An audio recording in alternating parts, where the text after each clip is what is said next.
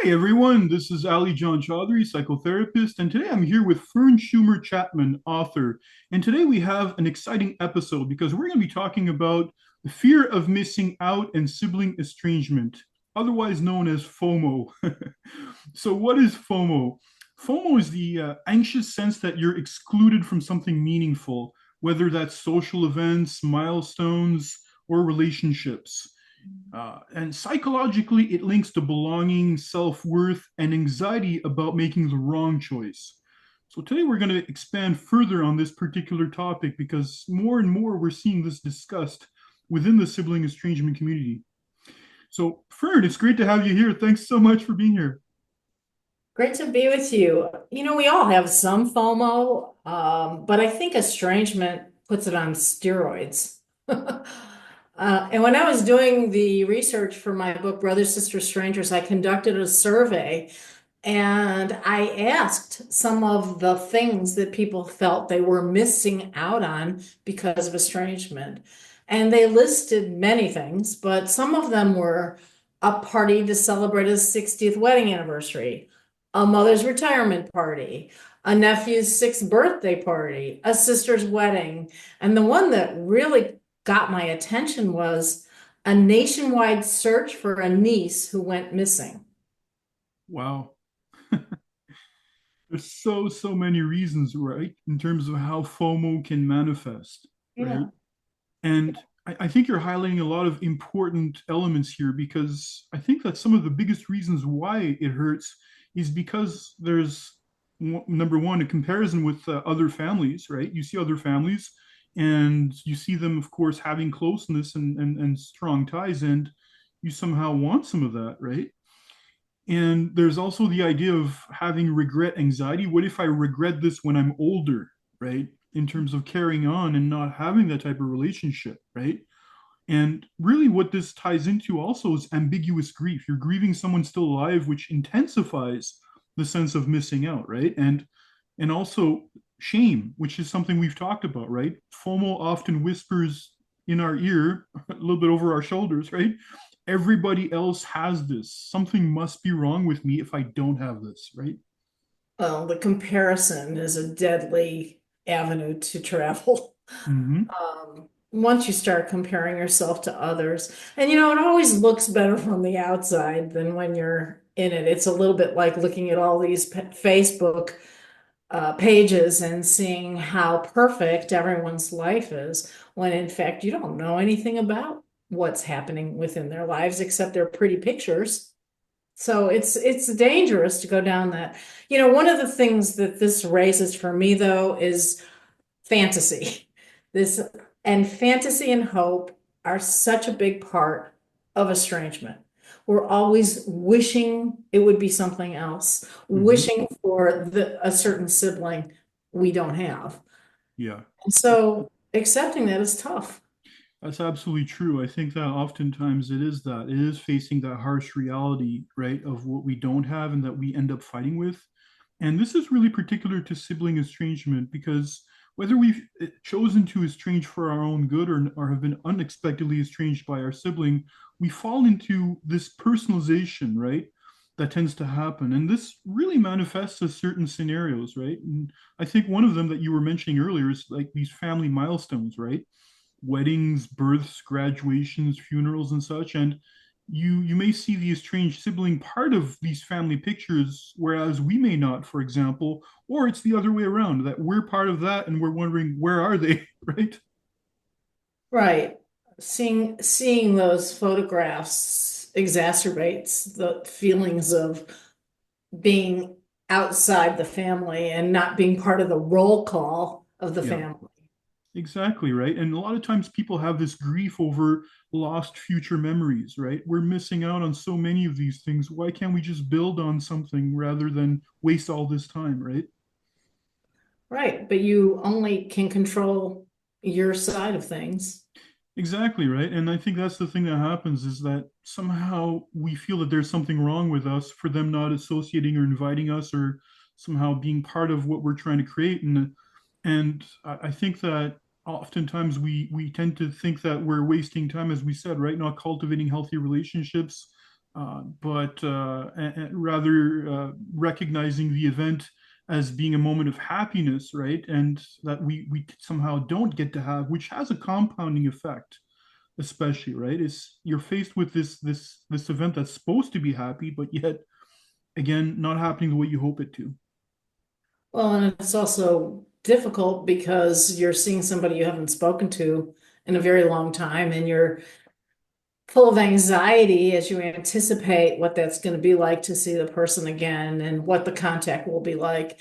It's a very difficult situation to accept. Yeah, especially, yeah, always worrying and maybe forecasting in the future and such. And again, that's part of FOMO as well. And I think one of the second aspects that comes up is oftentimes we hear this in some of the support groups is the whole question of nieces and nephews. Oh, yeah. Worry, right? Worrying about the life stages Mhm. of our nieces and nephews, right? Missing out on that and them not knowing you somehow, right? Or the fear that your sibling will get more closeness with them than you can possibly ever have. Being deprived of a role. So I've often talked about this, but when I wasn't speaking to my brother, I was deprived of many roles, not Mhm. just sister, but sister-in-law and aunt, and my children had no cousins. And so this thing just multiplies and creates a bigger and bigger hole within you.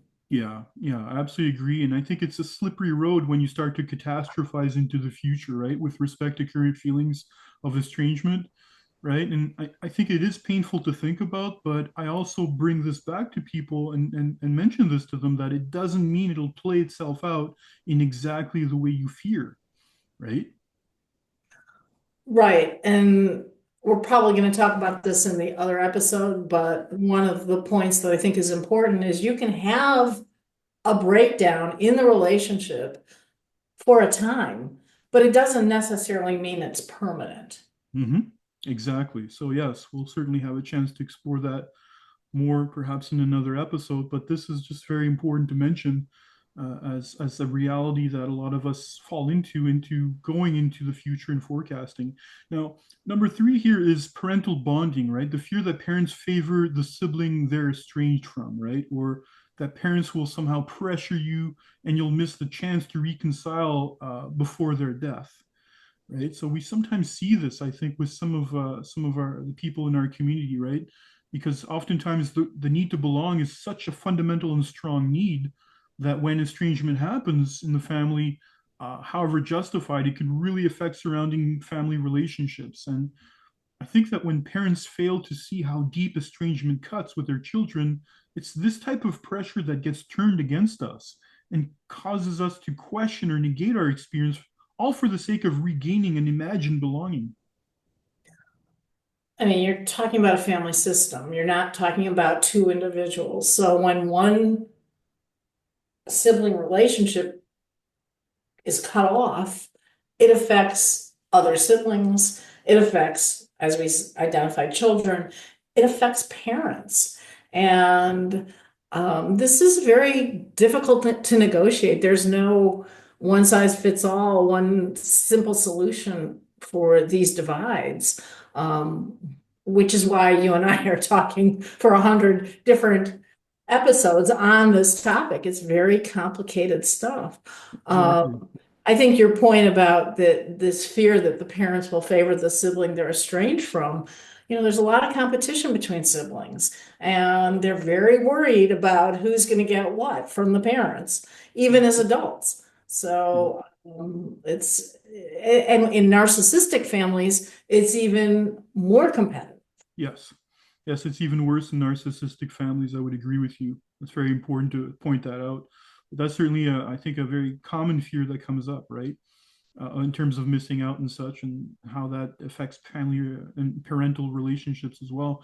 Number four is imagine reconciliation. If I cut off contact, what if one day they finally change and I'm not there to see it, right? There's this fear sometimes when people choose to estrange that all of a sudden they might miss out on that change that they're hoping for, right? And I think that in some ways this type of fear of missing out can also create anxiety for people to stay in unhealthy half contact patterns in the hope that somehow something will happen.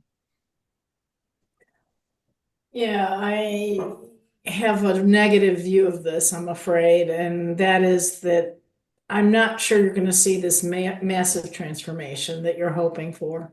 Hmm. Yeah, because oftentimes people fall into this fantasy towards reconciliation, that the reality of the matter is going to be different. And I think we need to be careful in terms of reinforcing partial contact, if only to open the door to a possible reconciliation. I think the danger here is if there's nothing to show for feeling safe in your sibling relationship, then really what you're doing is you're entertaining a decision based on your fear of an undesirable outcome rather than the reality that's been showing you time and time again with your sibling. And let's not lose sight of the fact of what drove these estrangements in the first place. A lot of times there's mental illness, there may be addiction, there may be narcissism. There are specific reasons these things occur. And Yeah, those three items that I just mentioned aren't going to be changed quickly. And we often, including myself, get into this idea that, oh, well, I can fix this. Well, not really. Those are very serious problems that your sibling needs to tackle him or herself. exactly. Exactly. So it's also important to be able to look at that and not take ownership of certain things like this, right? And number five is cultural script of siblings as lifelong friends, right? We hear this, right? We see this through the media, through religion, or community ideals that suggest siblings should be the closest people you have in your life. But yet at the same time, missing the ideal sibling bond feels like missing out on a universal life experience, right? And it's true that it leaves a certain emptiness or in that sense. And there's like this need to somehow want to fill this gap by somehow, of course, falling into different types of patterns where if we're not careful, we can buy into society's message, right? And I think that internalizing this false narrative invariably serves to trigger us into further pain with respect to our grief when it comes to sibling estrangement and such. I think belonging is such a fundamental need that when you have an absence of belonging, there's this feeling of that you're losing your emotional safety and your context. And then people start to feel like their very lives are at risk. So you lose the ability to trust and connect with other people, and you become consumed with the task of surviving. Yeah, But and the family is, of course, that most natural constellation where we find a sense of belonging. But sometimes that's not going to be the case. And as you and I have discussed many times, you're going to have to look outside the family for that sense of belonging and security. exactly. It's important to see things as they are truly, right? And it's not because of the message being propagated by society and such that basically weighs down on us that we should somehow change or integrate with that particular message per se, because sometimes it's not possible, and we shouldn't negate nor to make ourselves feel as though we're wrong somehow for experiencing this, because a lot of times estrangement happens for a variety of legitimate reasons as well, Mhm. you know. So Fern, let's talk about what we can do now. I think this is an important question, right, that some of our viewers may have, right? What can we do? I think that oftentimes one of the things we can do is to work with introspection or journaling exercises, right? Really asking ourselves, right, what am I missing on? And is it being an aunt or an uncle who's close, for example?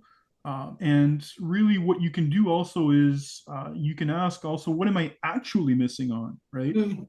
Is it your peace? Is it your Mhm. boundaries? Is Mhm. it your self worth, right? All of that's very important to look at. Yeah, I think you could do an interesting exercise where you create two columns, and on one side you have the fantasy of what you would like, and the reality of what that person can actually give you. Yes. Yeah, that's very important also to be able to work with that. And I think also reframing things through positive self talk is important, right? And to say to yourself, for example, I'm choosing out of harm, chaos, and minimization, right? Rather than focusing on what we're missing out on, rather choosing what you are out of, right? So I think that that's also important in terms of saying what you're sparing yourself from. And sometimes recalling or visualizing some specific incident which caused you to make this choice, or I think that can be valuable. In other words, if that person was always asking you for money, Mhm. keep reminding yourself that your checkbook is now intact. Right? Exactly. Exactly. And saying to yourself, I'm not missing love. I'm making space for safer love. That's an important one as well, right? Safety first. We've often mentioned this, and this is so, so important, right? And I think it's important also to tell ourselves that FOMO isn't evidence of the wrong choice. It's grief showing up as longing, and that's important, right? It's okay to long for something else, right? To go through a bit of nostalgia in that particular moment, but not to make it as though you're in the wrong, to make it as though there's something you're not doing, right? Longing is a normal human quality, and that's okay, and that will pass as well. And people who are connected and have what looks like successful relationships may have FOMO themselves. Hmm. No, I Exactly. think again, it's very dangerous to judge from the outside what these things, what's really going on. Yeah, exactly. And I think that turning FOMO into JOMO might actually be helpful here. And what is JOMO? JOMO is the joy of missing out, right? Finding a relief and no longer being pulled into toxic dynamics. One of the Oh, things I often talk about in the support group, right, is what is your sibling estrangement freed you from, right? That's so, so important to be able to like, ask yourself that. what are you getting out of it? Hmm. You know, what are you getting out of?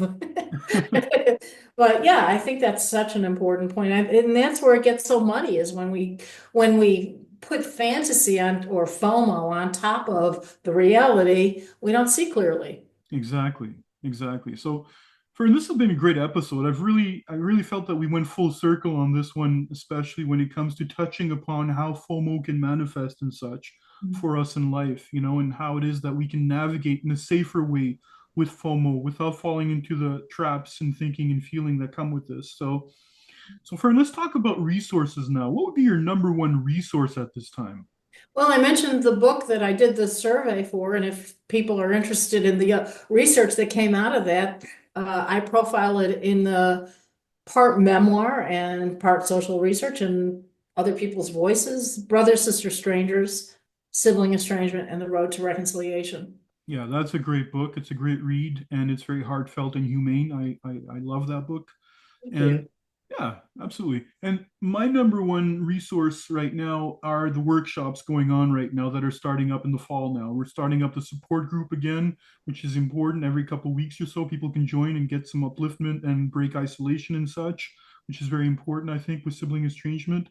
I'm also doing two workshops. I'm doing one on managing rumination to be able to free ourselves from the clutches of that and such to be able to experience less rumination or maybe even eliminate it if that goes if that's possible. And also I'm doing a workshop on of course the stages of grief associated to sibling estrangement, how to go through that roadmap such that you can empower yourself and understand how you can go in through the grieving process in a safe, empowering, and humane way. So those are some workshops going on right now. I invite people to look at that on the websites, siblingestrangement.com/groups. That might be especially the place to look at for information on that.